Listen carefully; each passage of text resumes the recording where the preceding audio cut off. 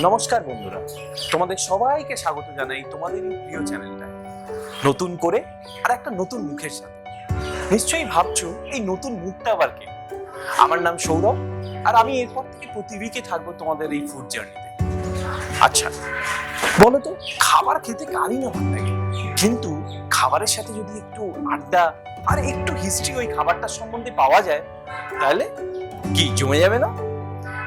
আজকে আমরা যেটা নিয়ে কথা বলবো সেটা হচ্ছে 14th সেঞ্চুরির একটা রান্না, মোহাম্মদ বিন তুগলকের সময়কার। আর নামটাও বেশ একটা বাদশাহী, মুর্গ মুসাল্লাম। উফ, জিভে জল চলে এলো না? তাহলে চলো শুরু করা যাক।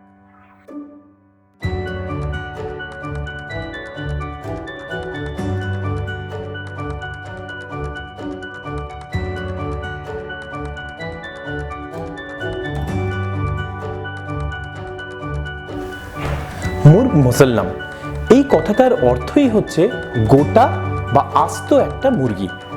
তো তখনকার দিনে মরক্কন স্কলার ইবন বাটুটা তার লেখায় আমরা পেয়েছি যে মোহাম্মদ বিন তুগলকের নাকি খুব প্রিয় খাদ্য ছিল এটা, আর এতটাই প্রিয় যে উনি নাকি রোজ খেতেন এটা।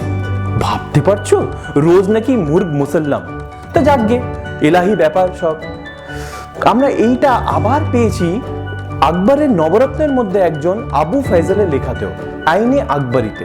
তো পরে বলা হয় নাকি মুঘল সম্রাটদের খুব প্রিয় খাদ্য হয়ে উঠেছিল এই মুর্গ মুসাল্লাম।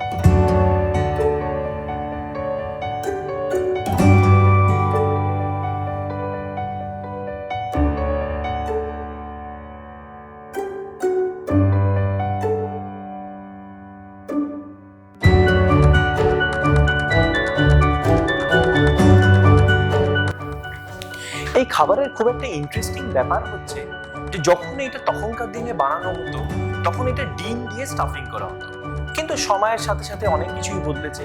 এখন যেমন এর মধ্যে কিমার স্টাফিং দেওয়া, আর আজকে আমরাও কিমা দিয়েই করি। আরেকটা বড় ব্যাপার এই রান্নার ব্যাপারে যে তখনকার দিন থেকেই এতে দারচিনি পরিমাণ অনেকটা করে লাগতো, আর তখন এই দারচিনি আমাদের দিত হচ্ছে আরব বিজনেসম্যানরা, তাও আরব থেকে নিয়ে আসতো রোড পথে মানে সড়ক পথে, তাই এর দামটাও অনেক বেশি হয়ে যেত। মানে কথাতেই বলতো যে এটা রাজা বাদশাদের খাবার।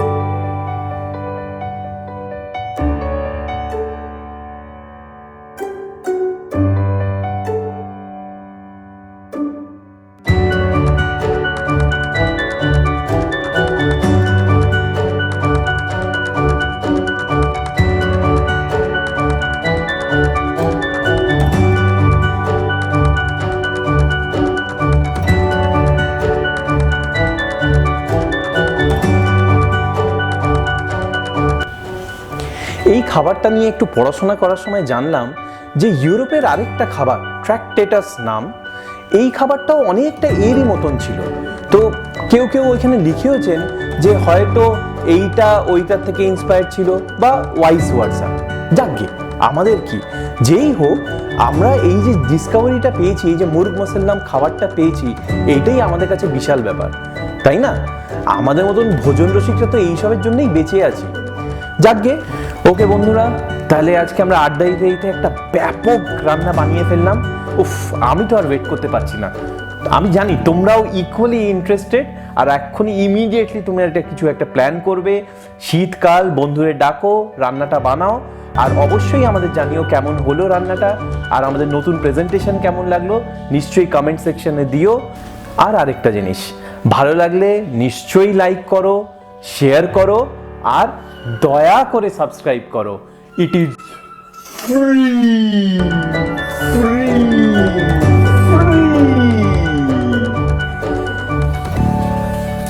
তাহলে চললাম, টাটা বস।